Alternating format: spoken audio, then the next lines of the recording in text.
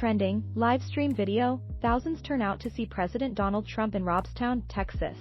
Scheduled start time at 7 p.m. Central Time. We have reported on several instances in 3 swing states that back up Mike Lindell's claims.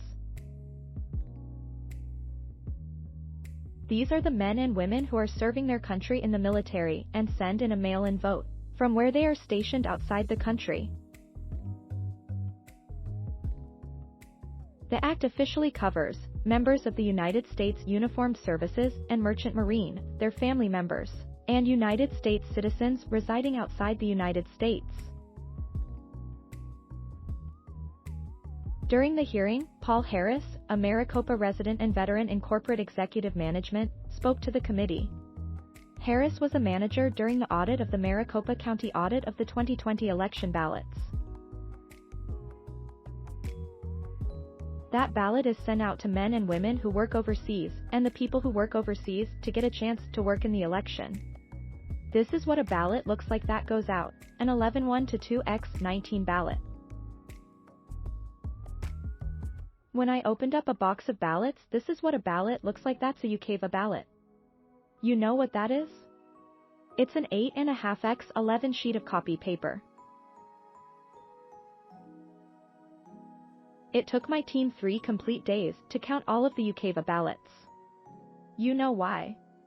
Because in 2016 the numbers were apparently 1/600 UOCAVA ballots that came back in the most significant election in our lifetime. In 2020 the numbers were close to 9,600 ballots that came back. And I will tell you as an eyewitness, 95% all went towards one candidate. And in a state where a candidate won by 10,000 votes, that is 8,000 new votes during an election where people were brought home because there was a pandemic. No chain of custody. There's nothing to identify where this piece of paper came from. This testimony by Paul Harris is very similar to what we witnessed in Michigan and Georgia.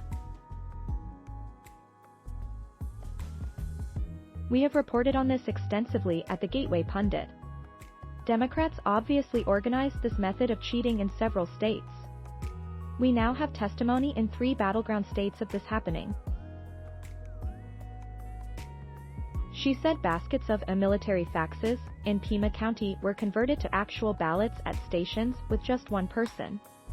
The cubicles only had 1 chair, no observers.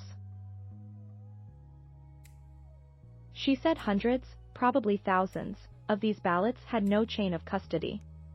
She and other election workers could not get questions answered regarding this shady process.